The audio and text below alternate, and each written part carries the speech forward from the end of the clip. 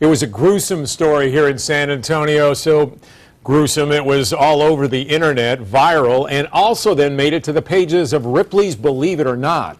It was the San Antonio man who fell 5 stories out of his apartment window and survived despite being impaled on an iron fence. Well, after a long recovery, that man talks to News 4 Trouble Shooter Jaie Avila with a warning for other apartment tenants. Ronald Mattis still lives in the same apartment, looks out the same window from which he plunged 60 feet and landed on a spiked wrought iron fence. I don't remember falling, but I can only imagine what was going through my mind, and especially hitting a fence and it going through your neck and your hip. It was early in the morning 2 years ago. Ronald says he wasn't drunk, wasn't fooling around. He just sat with his back against the window and leaned back. And then I don't remember anything. It just stopped. Then I woke up in the hospital.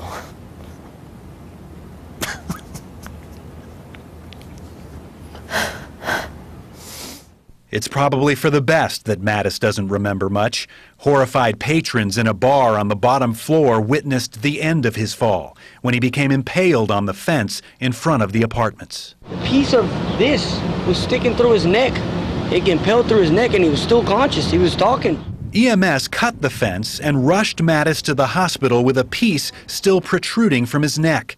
The damage was catastrophic. One spike, 1 inch by 1 inch, went through my neck and almost severed one of my vocal cords off. Then the other one went through my hip, split my pelvis in half. Mattis was in a medically induced coma for a month, underwent more than 20 surgeries, lost his spleen and a kidney. Doctors took fat from his torso to repair his vocal cords so he could speak. And yet today, he still works as a doorman at a downtown hotel as he tries to pay staggering medical bills. And he's earned some unwanted notoriety, a mention in Ripley's Believe It or Not about his terrible fall. I wish it was for a different reason. For doing something wonderful, not for being the guy that fell out of a window and survived. Ronald's attorney is now suing the owner of the apartment building, claiming it violated the building code by not making sure the windows were sealed tightly enough in the frames to support the weight of a person leaning against them. I would encourage anybody who lives in an older unit to go to the apartment management, to go to the owners of that building and ask them if those windows are up to code. Despite the scars on his body and his psyche, Ronald Mattis says he is thankful. I was just the luckiest person on earth that day. Somebody was smiling on me. It just wasn't my time to go, I guess. Jaie Avila, News 4, San Antonio.